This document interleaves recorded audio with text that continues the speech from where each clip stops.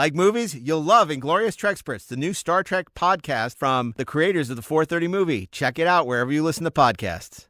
Hey, this is Chase Masterson, host of Disco Nights, inviting you to join us every Sunday as the disco party continues with our fabulous guests. Like us. Like you. And you, our audience. So we'll see you here next Sunday night. Bring your disco shoes. Hey, this is Mark A. Altman, and if you're a fan of the 430 movie, you'll love Best Movies Never Made, hosted by Jodorowsky's Dune producer Steve Scarlatta and Josh Miller, where they explore some of the greatest movies that were never made, from E.T. 2 to Tim Burton's Superman, Night Skies to Star Trek The Academy Years. New episodes available every other Monday, wherever you listen to podcasts. Back in the 70s and 80s, before the advent of VHS, chances are if you saw a classic movie, it was on the 430 movie. With their famous theme weeks, it was a chance to see movies you never saw before and get reacquainted with some old classics. So now, join us for the 430 movie. Hey, this is Mark A. Altman, and welcome to Pump and Circumstance Week. Pump and Circumstance? What the heck does that mean? Are we too cool by half? Well, we might be, but... I'll be the pump. I'll be the circumstance. Well, you've all just graduated because we've done high school week. And if you make it through high school, chances are you're about to matriculate in college. But don't prematurely matriculate. Go ahead. So welcome. Unless you go to trade school week. Yeah. Yeah, well, the Trade Federation Week. So welcome to College Week. We're going to be talking about great college movies. Again, a ripe group of... You a college boy? So many wonderful opportunities, fertile ground.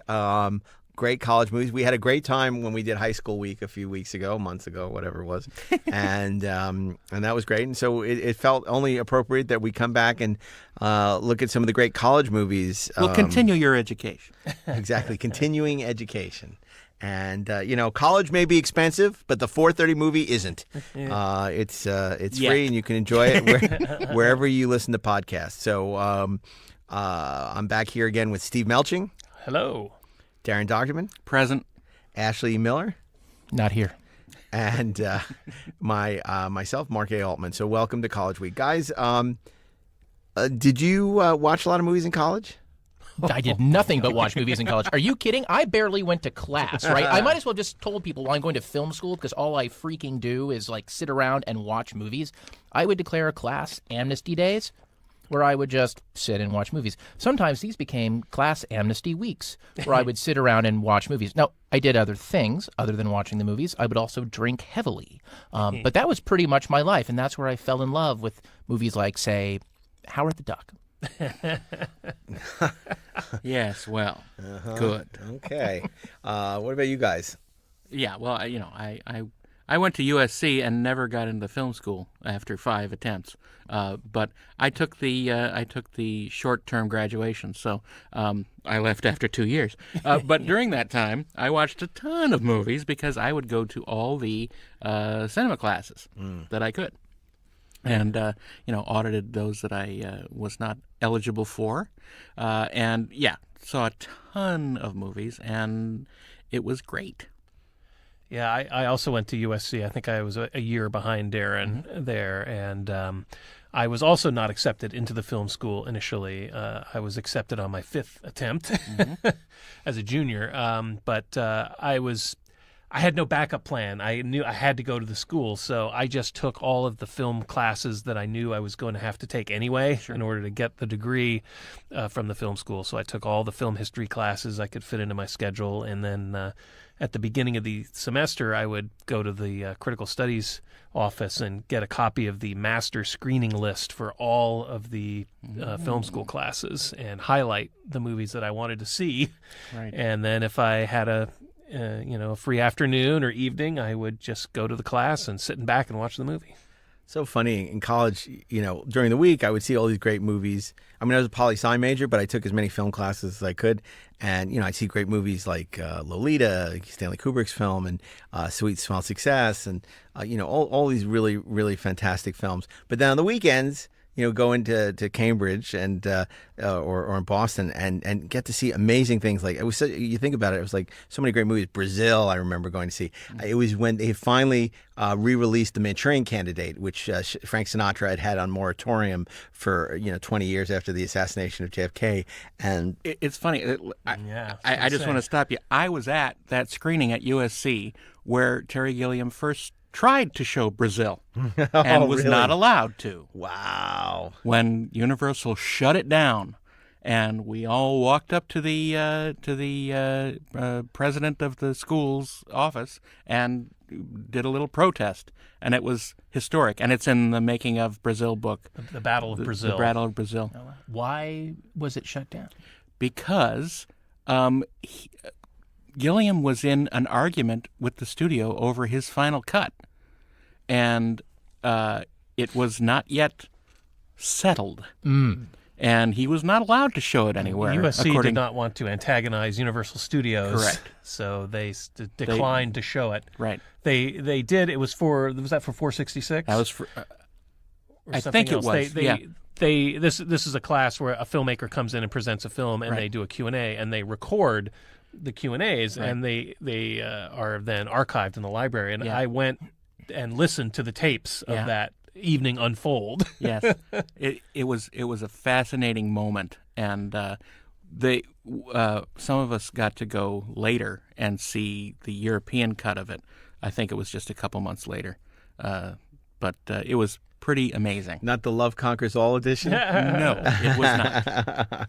I'm sorry, but no, that's really interesting. I have to. It's funny. I mean, more than a couple of years ago, we did a script for Sid Sheinberg's company, The Bubble Factory, and one of the reasons I wanted to work for them was just to meet Sid Sheinberg and hear all the great stories about Brazil and Legend and Jaws and E.T. And it was great because it was like I think we talked less about the project than like constantly like asking questions about all these movies. Did they actually make any bubbles there? I don't know. That's a good question. If they've, make any bubbles at the Bubble Factory. They did make a Periscope, so with Kelsey, or down Periscope. That's down Periscope. With Kelsey Grammer. Yeah, I worked on that. Yeah. Well, there you go. Piece of garbage. But not unlovable. But so many great college movies. And I mean, when you were in college, did you watch movies about college? And did you find that these movies represented your college experience, or was it more... Well, I just watched every movie I could get my hand, every movie I could see. Yeah. I didn't, the Academy of Science Fiction, Fantasy, and Horror, who does the Saturn Awards, at the time, I don't know if they still do, but they would do most of their film screenings on the USC campus. They don't at USC. They actually show them across town because they have a partnership with the teachers, and so they actually show it. I think in Westwood. Oh wow! The Royal Theater. The Royal. Well, the Norris Theater on USC was their home for many years, and every Sunday they would show usually a triple feature, and I would spend the whole day and watching whatever movies they could screen. Get a print of. And of course, the cinema fraternity, DKA, Delta Kappa Alpha, had regular screenings of recent releases at the Norris Theater at USC. And recent releases and classics. And classics, yeah. But it was a great thing, and I became a member immediately when I got there and got access to all the screenings. And they would put a poster up every month and showed what movies were coming, and it was amazing. And you got to see everything. Yeah. I'm so grateful to, really the only professor from college I still stay in touch with after all these years was Tom Doherty. And he was such an inspiration to me in terms of like the films that he showed. And I mean, I learned so much about, I thought I knew so much about movies at the time, but it really opened my eyes to, a whole bunch of movies that I'd never seen. And also he was a real scholar about The Blacklist and about HUAC and teen delinquency movies. And it's just the experience of, studying film in college was just an extraordinary one. I wouldn't trade it for anything. So let's talk about great college movies, or maybe not even great college movies, just movies that we fit the paradigm of our 4:30 movie, where we curate movies that we think are significant for this fantasy theme week. And as always, we'll start with Steve Melching. Yeah, this was for some reason this was a particularly difficult week for me. I had a really hard time. Flashbacks? A little too much LDS. Finding a good college movie that fit my my experience or anything. Your So scholarly persona? Yeah, so I'm just going straight down the middle on this one. I'm just going to pick that low-hanging fruit and go for a classic of comedy cinema, a movie that literally changed the course of movie comedies. And that, of course, is 1978's Animal House. I'm so glad to hear you say that because I think it's really important to pay tribute to the late, great Fawn Leibowitz, who died in that horrible kiln explosion. Yes. And we should always remember the Fawn. Yeah, and we got to remember our fallen troops. What's his face? Niedermeyer. Fragged by his own troops. Now, this Twilight is Zone, the the movie. Takes place at Faber, the fictional Faber College, where knowledge is good, and it chronicles the exploits of the Animal House fraternity, sort of led by John Belushi and Tim Matheson, and as they embark on a sort of a classic slobs versus snobs, rivalry in the college, and this is the film that brought that whole sort of National Lampoon School of Comedy into the real mainstream. I mean, they've been growing in popularity over the years with through the National Lampoon magazine, and then through the stage show and the radio show and stuff like that. But this is I believe their first film project. I think it was originally going to be Ivan Reitman wanted to direct it, but he had not. He'd only directed one very small film at that point. So Meatballs, right? Or no, was it not even that Meatballs? was after. No. Gosh, I forget what it was. Yeah, I don't remember. It was not a successful film. So And it was a Canadian film. Yes, in Canada. Yeah, so he was kind of That doesn't count. No. The William Shatner Chronicles. He was relegated to be the producer, merely the producer of the Right. film, and it was directed by John Landis, and written by Harold Ramis, Douglas Kenney, and Chris Miller, who were all deeply involved in the National Lampoon, and wrote the screenplay based in large part on their college experiences, their fraternity, and Ivan Reitman's as well, their fraternity experiences, yeah. It's another one of those movies where Universal had next to no expectations. Yeah. And it became a huge, huge One hit. of the most profitable films ever made. Yeah. And deservedly so. I would program this in a multitude of weeks. John Landis week, obviously. I would program it in, comedy week, funniest movies ever made week. I mean, there's so many places it could go, but there's no place that's more apropos than college week. Because, I'm sure when you were in college, this was the college movie. This was the movie, even though it was set in the 50s, it was early 60s. In the early 60s. It was the movie that everyone knew. Yeah. And everyone, you could quote it. Oh, and absolutely iconic. Was it over when the Germans bombed Pearl Harbor? Hell no. and there was the hey Otis, he knows us, and shout the legendary songs, Shout and Louie and Double secret probation. Yeah, John Vernon is yeah. so funny in this movie. Every Halloween, the tree 0.0. Every Halloween, the trees are filled with underwear. Every spring, the toilets explode. And it's funny because probably this film would be banned on most college campuses now, just because it's so it's so raunchy and politically incorrect. But it's so funny, it's so great. Yeah. That boy is a PIG pig. and even Next Generation parodied it when Worf, I'm not a merry man, and smashes the with that, and everyone's so great. It's such a great cast. Obviously Jim Belushi, but Tim Matheson, Tom Hall. John Belushi. You said Jim Belushi. I meant John Belushi. The greater Belushi. Yeah. Apparently my education was Belushi the Elder. Faulty. There's a great book about Caddyshack.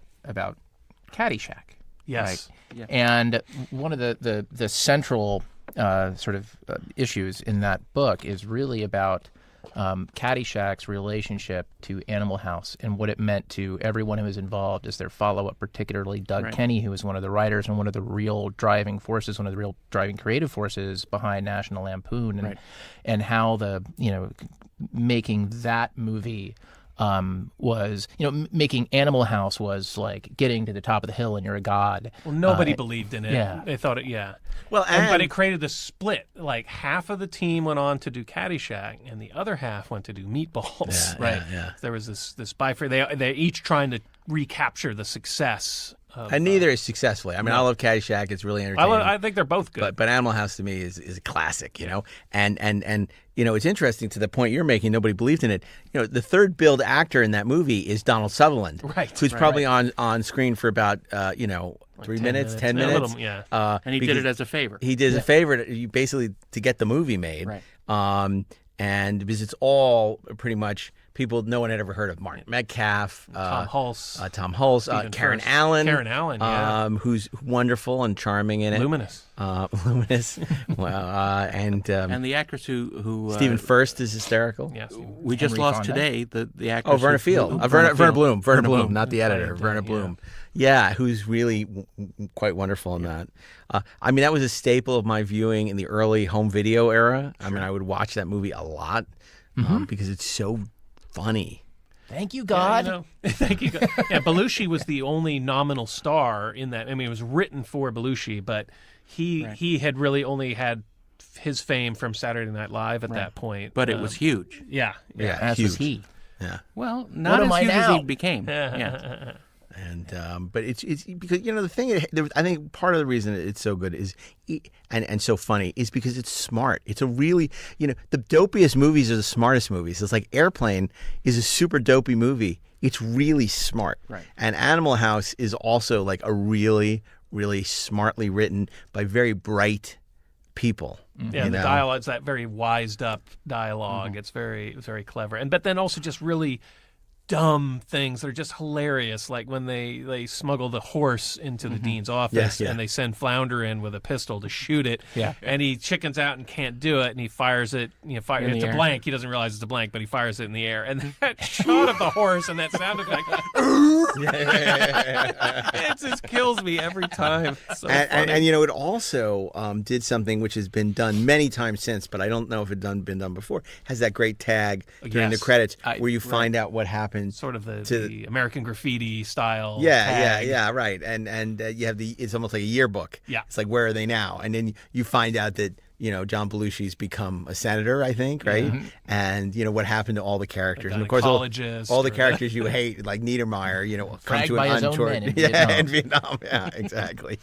I think some of those characters actually came out of the National Lampoon High School Yearbook project. They kind of took the characters. They did for the magazine. For the magazine, right. Yeah. And Niedermeyer does, in fact, recur in John Landis's in the Twilight Zone, the movie. In John Landis's segment. That's like when they go to Vietnam and Niedermeyer is in it. You're kidding. Yeah, that's right. That's right. Wow. I totally forgot about that. I try to put Twilight Zone out of my mind, but you're absolutely right. That's right. Mark Metcalf, Niedermeyer is in the Twilight Zone. But then also, of course, he's famously in that Quiet Riot, Come On Feel the Noise video where he's dressing down in that performer. And then he later went on to play the Master in Buffy the Vampire Slayer, which he's really good in as well. Pledge pin!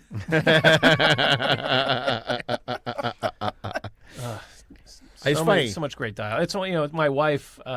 It's one of my wife's favorite movies of all time, Animal House. There you go. I can see why. I mean, it's really one of the great comedies. It's a classic comedy, and for anybody who's been to college, it's the college experience you wanted to have. Yeah, I mean, I was not in a fraternity. I don't know if any of you guys were. So it didn't reflect my experience at all. I had a roommate who was pledging a frat, so I got to see a little bit of it from that perspective. It just wasn't something that I was interested in doing at all. And I don't know if this movie had anything to do with it. I decided I don't want to do that stuff. But I mean, the thing that we took from it, because we didn't have fraternities, but we road trip. We go on road trips all the time. It's like, and somebody would call road trip, and but we were in Boston, so there were a lot of cool places to go. Of course, sometimes. Thank you, sir. May I have another? I mean, it's one of the most quotable movies that we've talked about. So many quotes that are just part of the popular lexicon. You're chairman of the social committee. Great choice. So it's a good Monday. Darren Dochterman, Tuesday. Yes, Tuesday. Well, I hope I know what you're going to choose. I hope it's because it was my bad. I didn't choose it because I was hoping you would. So let's see. I don't know. It's always Friday. Disappoint him. I may disappoint him because I'm going to go from the ridiculous to the sublime with 1973, 20th Century Fox. Ooh, Dare I Hope?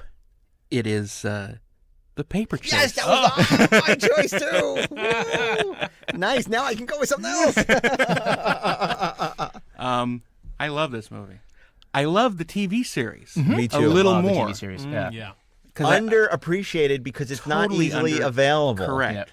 But I'm oddly more familiar with it because I watched it back in the day, more so than the movie. And remember, it started on CBS and then it got canceled, and then it went PBS to- picked it up. They were the Netflix of the 70s. Didn't it go to? It went to Showtime. Oh, Showtime. You're right. Yeah. Showtime. Yep. Well, the last season of the show was shot in 1986, and they were shooting it on the USC campus. And I got to watch them shoot the graduation scene, and I got to walk behind John Houseman, and I said, Mr. Houseman, I enjoy your work very much, your entire career. And he said, "Here's a dime. Call your mother." Not quite, but it was a lovely moment. What did he say? He said, "Thank you very much, young man," and that was it. Then he walked off. I love the original movie. Timothy Bottoms plays Hart, the freshman law student thrust into this law school that is a crucible to weed out the the uncapable lawyers. And of course, the famous John Houseman line. He plays Professor Kingsfield, who is the ball buster of the school. And he says, "You come in here with your brains full of mush, and you leave thinking like a lawyer." And he is a terror. He walks into the class completely quiet and looks down his glasses at the roster he has on his podium. And he says, "Mr. Hart, tell us about Marbury versus Madison." You know, and it's the college experience that you hope you would never have, but you secretly think, "I wonder if I could take it." And of course, some wonderful secondary casting. Lindsay Wagner plays Hart's girlfriend, And who is turns out to be Kingsfield's daughter. Yeah. And it's just so great. A lovely score by John Williams. Mm-hmm. And it looks great. The school scenes look gritty and real. Although it was not filmed at Harvard. They It was got not some filmed at second Harvard. unit, but I think they filmed in Canada or something. Yeah. But it's just so good, and the characters are great, and it has that real 70s feel to it. But not like the fake stereotypical 70s that we're used to in, cartoon land. This is like the real thing, and I love it, and I think it's if you can find it, watch it because it's so good. Interesting. Well, I gotta say, I could not agree with you more. I love this movie based on the John J. Osborne book of the same name. He had actually gone to Harvard Law School, based it on his experiences. John Houseman is extraordinary in this role. Yeah. It cemented, it's funny because he had worked with Orson Welles and he was more a producer. He hadn't really, it's sort of like what happened later in the career with John Huston, where he had been a director and then he suddenly became an actor. And it was the same thing that happened with John Houseman. Right. This role turned him into he'd been an icon. Really an icon. Yeah. People forget how impactful this thing. And I just want to point out, this to me is why this show, the 430 movie, our 430 movie, exists. This is a movie that probably 99% of our audience has not seen. Right. And if we can get one of you to go watch this movie. Boots Miller, even we're if it's talking me. to you. So we can get one of you to go and see this movie. We will have done our job because this is such a good movie. It's so well shot. It has inspired me in my writing. And I had a professor, ironically not in college, but in high school, an AP history professor who was also the principal. His name was Saul Bruckner at Edward Monroe. He, to me, it was John Houseman in The Paper Chase, and he demanded so much of you, and he also had this very intimidating presence. Right. There was another side to him who was very likable, but it was very, But it took a lot of whittling to get there. Yes, and yeah, it's sort of like what Hart never got out of John Houseman. Where at the end he had that experience where he goes up to him and says, I just want you to know how much an impact you had on my life, and oh my God, blah blah blah.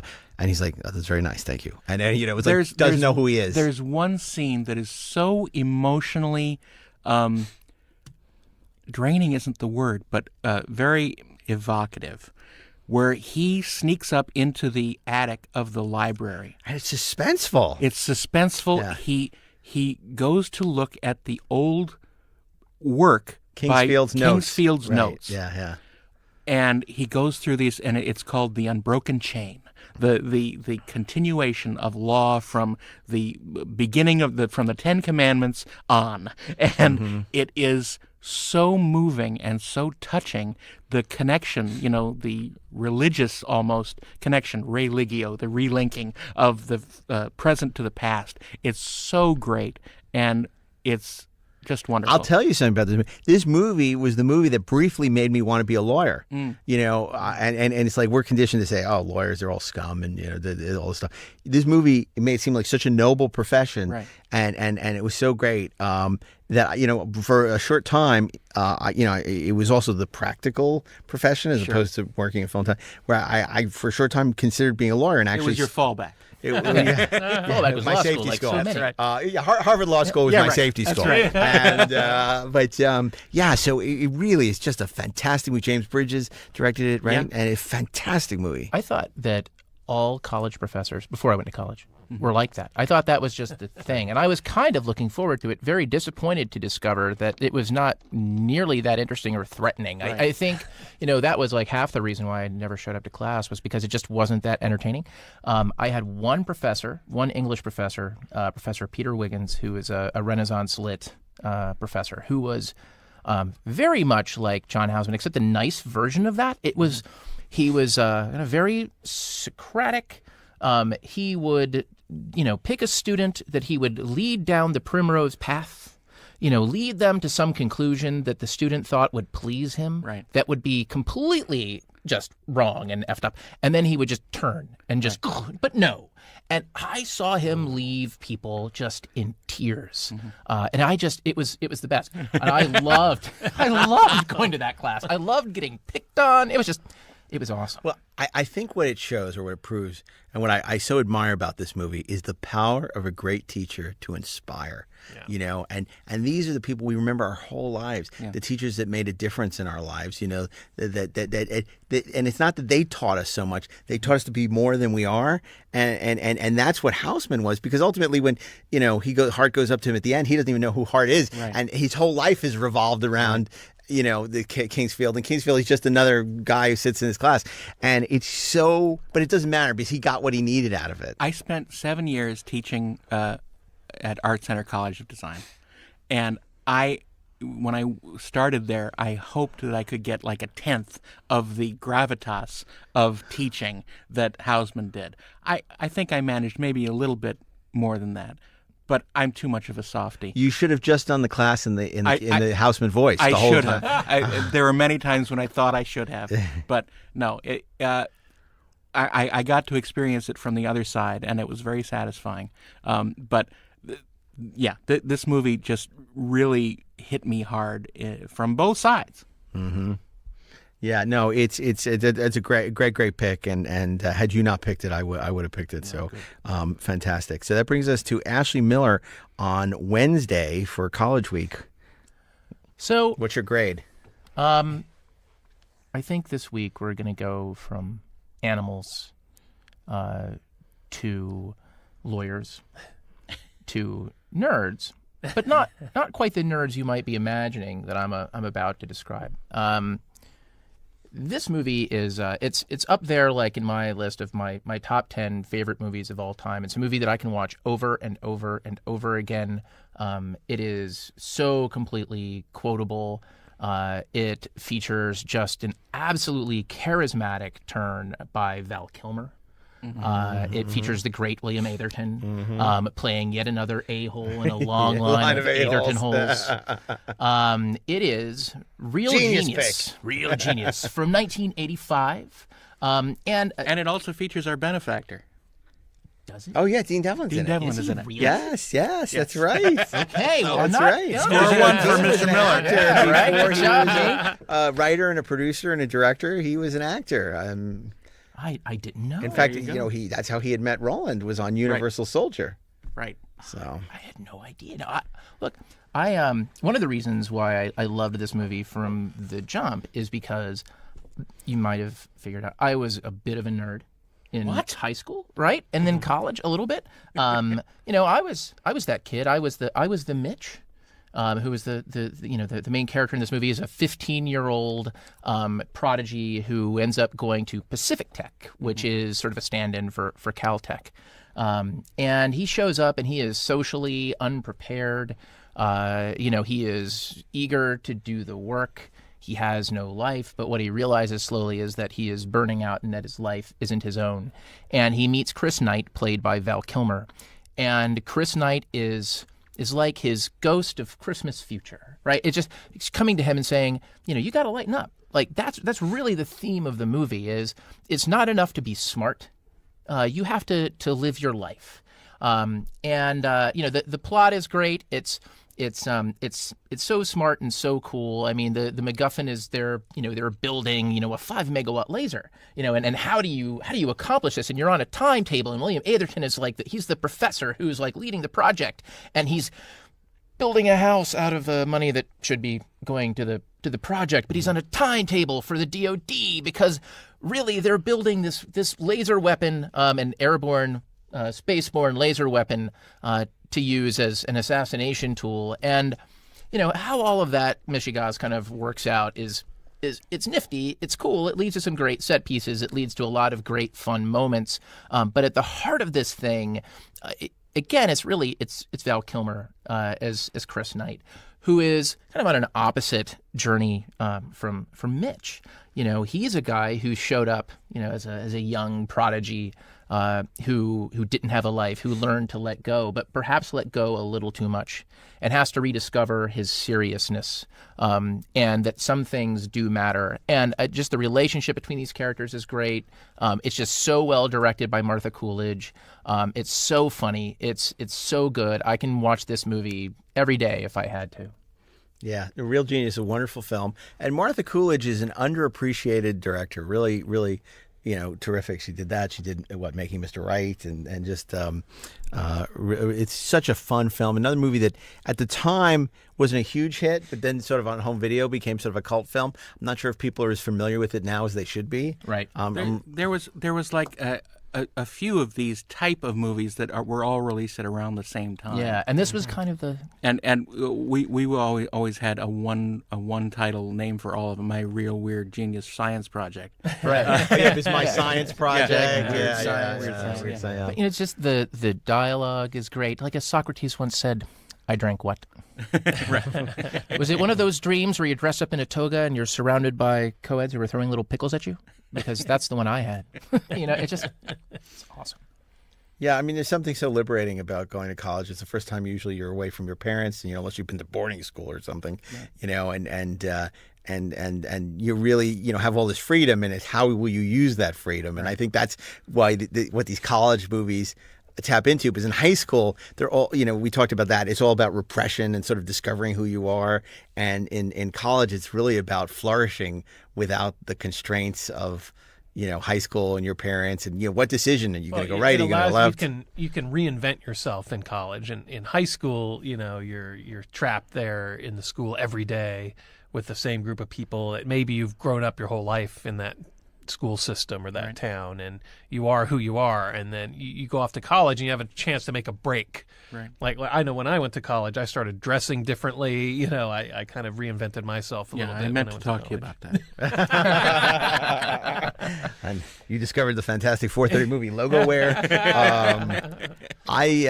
For Thursday, it's tough. I'm very nostalgic about college because I had a great college experience. I had a great 4 years, and freshman year, I discovered the college paper and became the arts editor before eventually becoming editor-in-chief. But, so every week I would be going and reviewing movies, and that was like heaven for me. So, and just had a really, really great experience in college, a lot of fond memories. So it should come as no surprise, I have a ton of college movies. I'm only going to pick one, and the one that I've settled on is one that looks back nostalgically, but also a little winsomely at college. And of course, that's Lawrence Kasdan's The Big Chill. This is a movie in which a bunch of old friends reunite for the funeral of a friend who's committed suicide. Kevin Costner, never seen except for his hands in a casket because he was cut out of the movie.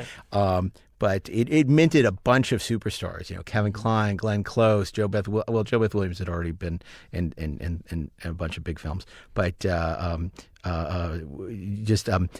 Berenger, who, if you only know him from stuff like Sniper and his later direct-to-video career, is just a revelation in this movie, playing sort of a Tom Selleck-like TV celebrity who's a little uncomfortable with his celebrity when he goes back with his friends who keep giving him crap about it. And Mary Kay Place, and they basically grew up, went to school in the 60s, full of idealism and optimism, and now here in the 80s, which is the height of they're looking back and saying, did we sell out, our values and what we all hope to do? Because the answer is yes. And they're pretty much yes. And then, of course, William Hurt is just amazing in it. And he was cast after having given another brilliant performance for Lawrence Kasdan in the Body Heat, right? Which one day I'm sure will be making an appearance on 430 Movie. If I have anything to say about it. But I absolutely love The Big Chill. And it has that great Jeff Goldblum line. Another favorite of ours, Jeff Goldblum, where he says, were we really that good of friends, or was it just, that geography basically was just that we were, so for 4 years, and then, I love the movie. It's brilliantly written by Lawrence Kasdan and Barbara Benedict. It's beautifully directed by Lawrence Kasdan,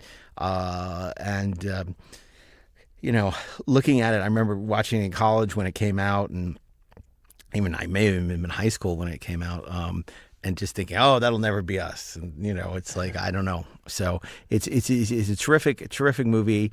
I revisit it often. He did it before Silverado, which we talked about on the Western Week. And, I love The Big Chill. All right. Yeah. Well, and of course, the soundtrack was a huge seller. Well, yeah, all Motown hits, all Motown, and it changed advertising for the next 10 years. Well, and it also has, it absolutely did. It made Motown huge again in the 80s, huge. There was 2 albums released. There was the original and then more music from The Big Chill. And of course, it also, there's a scene at the funeral where it's, and this is Alex's favorite song, and they start playing You Can't Always Get What You Want, the Rolling Stones, on the organ, and it sort of transitions into this montage. And it's just beautiful filmmaking, great use of a song and music, and just terrific movie. I love it. It's one of my favorite movies. That movie, that's a hard watch for me. I mean, which is to say, I love it. I think it was my second year that I was out here. I was, I don't even know how old I am anymore, but not very far, not very far north of 30, maybe 30, 31, something like that. And I was up in Vancouver, and I was shooting an episode of The Twilight Zone, and I got word from one of my college friends that another college friend had taken her own life. And I remember watching this movie again, and just the way that it captures that particular melancholy, right? Of, really you are, whether you're 5 years or 10 years removed from your college experience, I mean, you're still young. And the first time that first death happens, the first time you lose someone, someone who's not a grandparent or a parent, but like contemporary. Yeah. It just doesn't seem normal. That night I remember I went to the bar at the Sutton, and I was sitting there and I was having a drink. I was by myself, and you were by yourself at the Sutton place? Yes. Well, that's a rare How does that occasion. happen? So there were these high school kids who came in. They were having a prom or a dance of some kind, but they came in and they're all sitting around. They're all hanging out, and they're all about 18. I'm just looking at them. I'm thinking, my God, I could just picture myself that sort of a table, with my friends, and just thinking, in terms of the big chill of it all and Kasdan and what he was writing about, it was also, and it still is, it's also very present to me. And I think it just very honestly said things, not just about, what connects us and what binds us, whether it's just that, the coincidence of geography or if it's something deeper. But the long and the short of it is that we are bound, and that's it. And that those experiences, those people who in our lives that matter, they will remain in our lives even after they've passed. And I think that's why the big chill at the end of it, at least I feel so good about it. It's not, a movie with a funeral that is about death. It's a movie with a funeral in it that's really about how we affect each other's lives. And I love The Big Chill. No, and I completely agree. And I think you articulated that so well. It's not a movie about death, although that is the instigation of all this. It's a movie about life, and it's a movie about what binds us, because you see these friends you may not have talked to in such a long time, and yet you have these old college friends, and it could be 10 years since you talked to them, but when you're together or when you connect, there's such a tight connection that you have with them, unlike anyone else. And then you have such a at first the new age mumbo jumbo of Meg Tilly's character, it's so easy to dismiss and make fun of, and yet she just revels in life, and you kind of realize, like, why do I need to be such a stick in the mud? Maybe that's not such a horrible way to be, to just appreciate, and how much William Hurt is able to get, all that he's suffering with PTSD from Vietnam and stuff. It's a really just wonderful movie, and I think we're all huge fans of Lawrence Kasdan here, obviously because of Raiders, because of Empire, all his magnificent work, and this to me is up there with his great classic films. I want to raise a counter opinion on this. A counterculture opinion? Something like that. My initial, for the first 5 years after seeing Big Chill, my feeling was that it was a harbinger of what came to pass, a seemingly non-ending series of whining of baby boomers. And it continued with like 30-something on television. And a bunch of other things that about people who were unreasonably optimistic in their teens and 20s, and who life had just slammed down, right? Or things of that nature. And it really hit me as you know what? Shut the hell up. That was how I felt at that time. I still feel a little bit like that. But I understand it more now, after being through some of those real, life experiences. But I just wanted to tell you what my original... No, look, it's an interesting perspective. I mean, there's certainly, I think, a lot of people that would share your feelings about it. What do these people have to feel guilty about? Yeah. They're super successful, they're rich, they're all this. But, are these quote-unquote white people problems? Right, exactly. But that said... I think that there's a lot more a complexity to such a simple analysis of it. But I think that that's it's a legitimate way lens to look at it. It depends really what you take away from the film and what you latch onto. Well, it's interesting to me that maybe this is not true, but the movie feels like a story about the first time we become aware that our friends have an interior life. I think in high school and college, it's easy to look at the people around us and to assign them roles as accessories to us. Exactly. Right. And when something, when a death happens, when something so just shocking occurs, it automatically makes you look at everyone differently, and that to me is the beginning of true adulthood. That was weirdly that funeral, that death, like the death of poor Kevin Costner, who we did not see in the film, was it was. This is going to sound but it wrong, gave us Silverado. Right, it gave us Silverado. It was in a way he left them with something. Right. Right. Which I think it was just kind of wonderful. Look, I completely agree with that. Now, yeah, the third act issues, the whole Mary Kay place, wanting to have a baby and wanting to sleep with Kevin Kline. Kevin Kline. You want to see with Kevin Costner. And that's a whole other movie. But also just like Weekend at Bernie's meets the Ice Storm. Admittedly, but it is kind of there has been criticism that it's kind of lifted from John Sayles' Return of the Secaucus 7, but I think there's a much more complexity to it than that, and I just the way that Glenn Close is wrestling with the death of Kevin Costner's character, who apparently she had an affair with and cheated on Kevin Kline, and there's a lot of these unresolved issues, and you could say it's sort of overheated soap, but I just feel like there's a lot more substance to it than that, and and again also just sort of a winsomeness about lost youth and about the whole college experience and growing older, and losing that kind of youthful exuberance and idealism that a lot of people go through, as time goes by.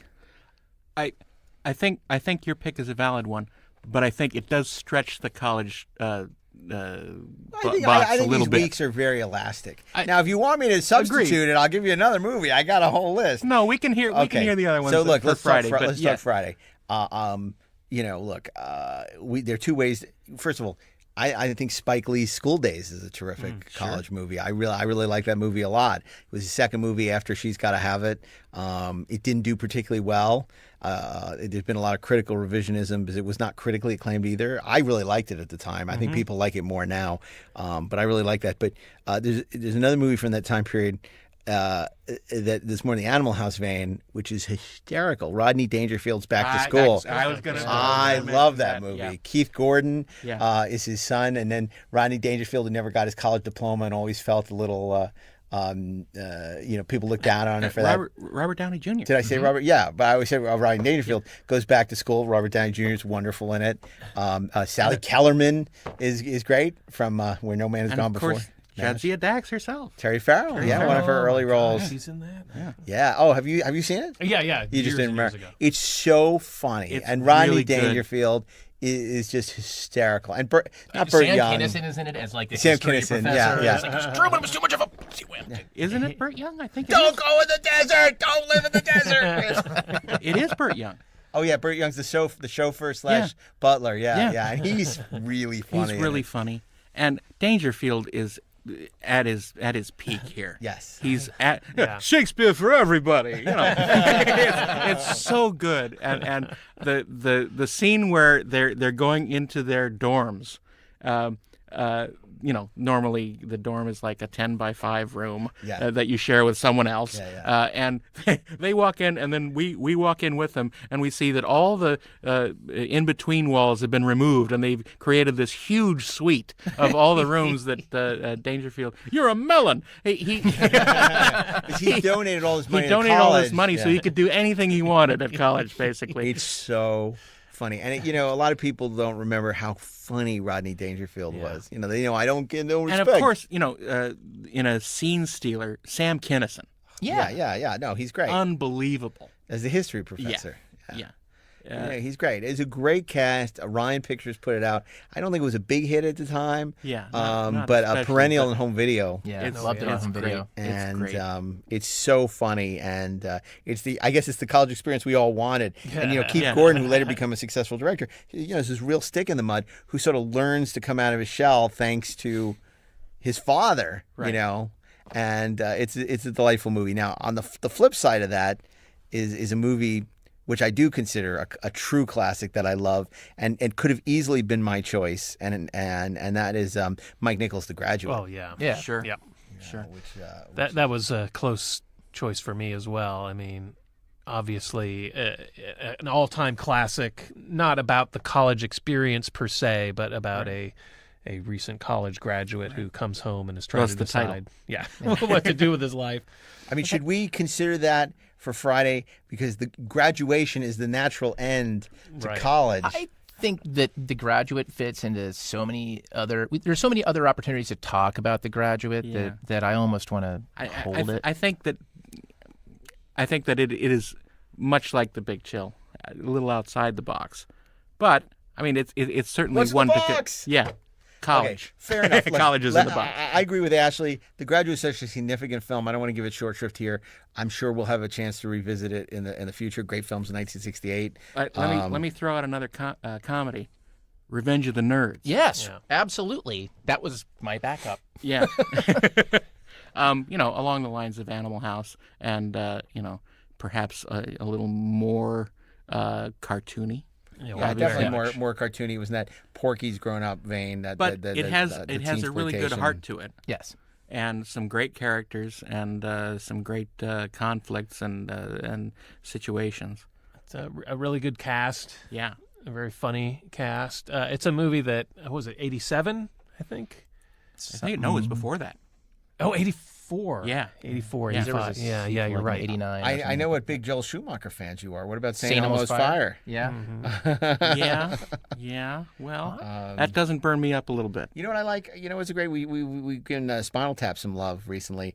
The Sure Thing, another Rob Reiner film. Absolutely. I love The Never Sure seen Thing. that. One. Oh my god, Oh, so you great. should. You would love it. I know. You would love It's it. a big Yeah, hole John in my- Cusack makes a road trip with Daphne Zanika. It's a little like When Harry Met Sally, the setup, Yeah. to go to get the Sure Thing It's Nicole Sheridan. What it is, it's When Harry Met Sally met It Happened One Night. Yes. It's a great screwball comedy. John Cusack is charming. Daphne Zuniga is charming. Amazing and luminous. No, Nicola Sheridan is luminous. Well, yeah, no, she's Barbie doll. Yeah, she's yeah, a Barbie yeah, doll. I actually like it better than When Harry Met Sally, just because I like how it feels more intimate and it feels more real. Yes, it does. I could slam you in the head for that, but okay. No, but he's not I'm wrong. saying I don't love When Harry Met Sally, which I do. And the Sure Thing fits our criteria, much like the Paper Chase of hey, you never heard of this one? Watch it, you will not be Absolutely. disappointed. Absolutely. And I love that Daphne Zuniga is playing this really repressed woman who, over the course of the film, learns to her sort of character arc is wonderful. Yeah, and it is when it's that era when Rob Reiner could do no wrong. Before North. Before North, it's the pre-North era because you had where Harry Met Sally, Spinal Tap, Sure Thing, Princess Bride. I mean, he was just on fire. Yeah. And Sure Thing was not a successful movie. Again, Avico Embassy was released on home video by Nelson Entertainment. Right. I mean, now Shout Factory, I think, put out the Blu-ray, but I would be a big advocate for Sure Thing. Yeah, I love The Sure Thing. Well, let me just put out a shout to my a film that I worked on. Yes. An important film in the annals of college cinema. Of course, I'm talking about House Party 2, The Pajama Jam, in which a kid goes to college. I worked for 6 months on that movie. It was quite an experience. It did have a fun cast. Was it Jammy Jam? The Pajama Jam? Yeah, they're going to be a big fundraiser putting on a What Pajama exactly Jam. was being jammed? I would like to know. Maybe I don't want to know. Maybe. They wanted to film a scene in a kid's dorm room where his roommate, who is a white guy who's like wanting to be a black guy, he has a pet gecko, and for some reason, like they need a gecko, and I kept tropical fish at the time, and my tropical fish store sold lizards. So I can get you gecko. No problem. Easy. I get you gecko. No problem. Melching's going to get us the gecko. So they sent me out to buy the gecko and the aquarium and everything, and I set up the whole thing, and it was my job to take care of this thing. So the day came when they were going to shoot there, and the director decided he wanted a close-up of the gecko. So I'm just sitting there doing my job in the production office, and over the radio, melting to the set. I'm like, what's up? Like, Gecko okay. Wrangler. I'm suddenly I'm the gecko wrangler, and there's all the lights are on. The camera's there. Was its name Gordon? Maybe. The crew is standing around waiting, and I'm like, 22, 23 years old. I walk out there like, I have no idea how to wrangle a gecko. And they're like all standing behind the camera. So I like reach into the aquarium where the gecko's hiding, and somehow it jumped right up onto this stick into a perfect pose. Nice. And I stepped back, and they rolled camera, and they got their shot, and I was a genius. Oh my God, Steve! I'm so happy to hear that story because I thought it was going in a very different direction. It's like all the So, Mr. The Jurassic gecko Park. is dead. I'm really. That's what I thought you were. So I'm so happy to hear this had a happy ending. It jumped onto a key light. Goodbye, contrary to public opinion, I am an optimist. So that's wonderful. That's a wonderful story, but you really should see the shirt. I want one other movie that I thought Darren might pick. Yes, what was that? The Freshman. Yes. Maybe not so much about the college experience per se, but it certainly qualifies. A freshman. Loosely. I like The Freshman a lot, too. Yeah. I don't think of it remotely, even though it is called The Freshman. Yeah. There's also the silent film, The Freshman. Right. By Harold Lloyd. That's right. I had one of my backups was more recent, Old School. Yes. Old School's fun. Which is so fun. In the Animal House vein. Yeah. Or And back to school, too, right? Kind of, in a way. He goes back to school, right? Yeah, It's, kind of back to was it school. Todd- no, it was Todd You can Phillips go back who to directed school. that. Yeah, you can go back to school. There's also Van This is Wilder? yes, Van Wilder, which I love. Van Wilder. Oh my God, I love Van Wilder. Ryan Reynolds before Ryan Reynolds. Yeah. Goodwill Hunting. Yeah. I mean, I guess you don't like those apples. A Nutty Professor. No, that's funny. It's I mean- it's a legitimate pick. I wouldn't put it Yeah. on Friday, but it's funny. Whiplash, although not really, more about a... No, I think love that would Whiplash. I think qualify. Whiplash is a terrific movie. I do too. I'm getting whiplash from all these ideas that you're throwing back and forth. PCU. Oh yeah, PCU. Yeah, Right, yeah. which has the great moment where you discover Jeremy Piven is working on his thesis, which is that at any time, day or night, you can turn on the television, and on some channel somewhere there is a movie starring Michael Caine or Gene Hackman. Oh, that's really funny. Awesome. And very true.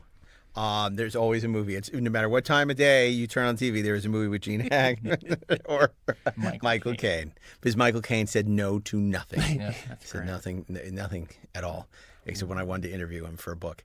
That he said no to. Rudy. No, that's a yeah.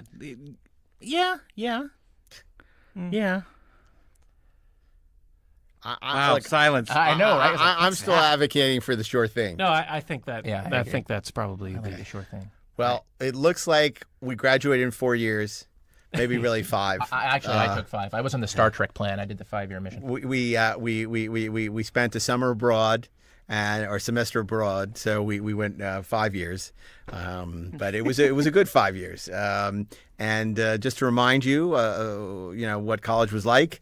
Steve, Monday, Animal House.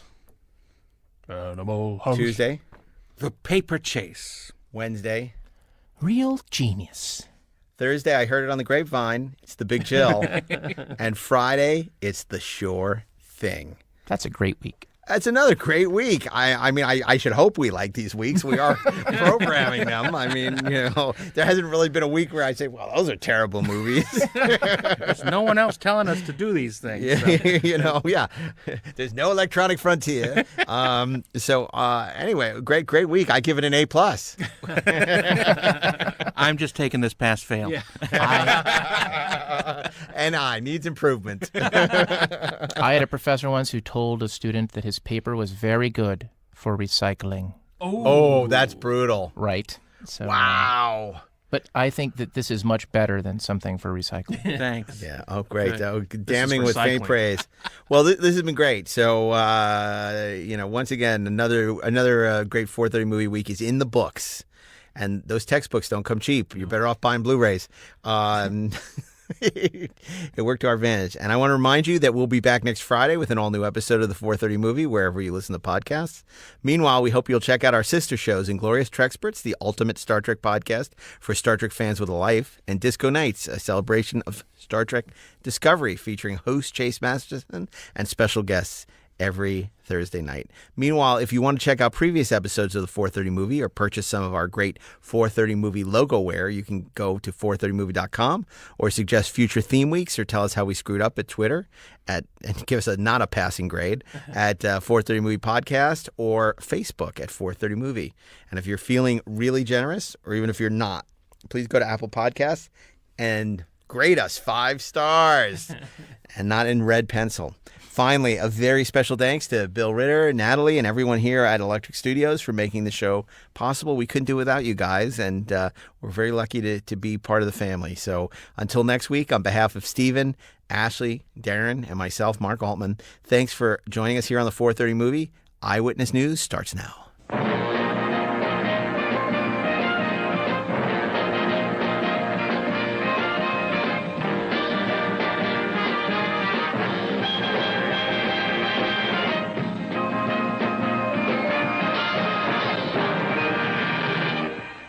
This episode brought to you by Recall Incorporated. For the memories of a lifetime, recall, recall, recall. This podcast is a production of the Electric Surge Network.